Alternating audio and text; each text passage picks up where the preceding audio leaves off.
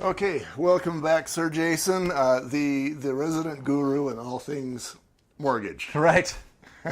So, USDA, Yeah. another set of letters. You know, to me, that's the U.S. Department of Agriculture, Yes. which tells me farmers, should have nothing to do with mortgages. Why is the USDA into the mortgage business? You know, originally I'm not quite sure. I looked into it a little bit, but what they have said is for the development of rural areas. Mm-hmm. Why they care, I don't know, but they'll stamp the beef, they'll stamp your house. Not quite. But same organization. What do they call that? Mission creep? Just a little bit? I don't know.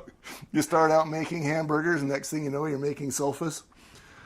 Well, I guess either way, you've got beef, right? Right, same industry. Might as well do something with the leather. Yeah. What do we need to know about USDA loans? The biggest thing about USDA loans is it needs to be in a rural area.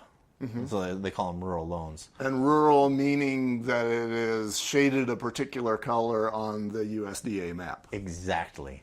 So they have a census tract that they go off of depending on per capita and declare what's rural and what's not. Mm-hmm. It's available online at USDA, but best just call your lender and find out. Yeah. And what does it mean to be able to get a USDA loan versus something else? Okay.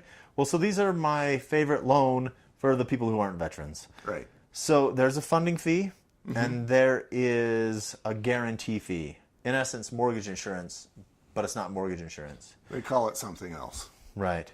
And so up front, you're going to pay 2%. Now, it's changed a little bit. It used to be 2.75, and it's come down a little bit. Now it's 1% as of October 2016. Okay. How often does that change? Whenever they feel like it. It's guaranteed to stay the same until it changes. Tell me more. So government loan, like VA, it's going to have a low rate like FHA, but the guarantee fee is less than FHA's mortgage insurance premium. So you are looking at a lower payment. So typically for the same loan parameters, you're going to save $100 to $200 a month USDA over FHA. Okay. Depending on your house.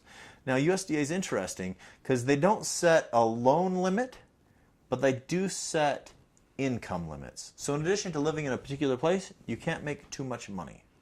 Aha. So if you're the rich guy living in, Moab, you don't qualify for... Yeah, they do it on family size. Well, and the other thing that's interesting is these household income limits are household income limits.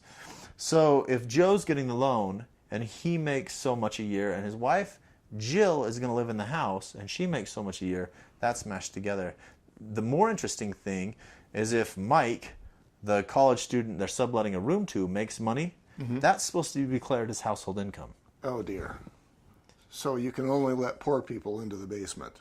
Right. So they don't have a job and they're going to college. I'm thinking of all kinds of horrible scenarios where you don't let your 16-year-old work at McDonald's because her $7 an hour is going to make a little more. And I'm thinking of another scenario where maybe you get a divorce for 2 weeks so that you can... Scenario like mortgage fraud comes to my mind. But there's that. Yeah, there is that small thing, mortgage fraud. Okay, so you say that's your second favorite. Yeah. Anything else you want to tell me about the USDA? Yeah, loans? so normally there's only one home you can own with USDA. Okay.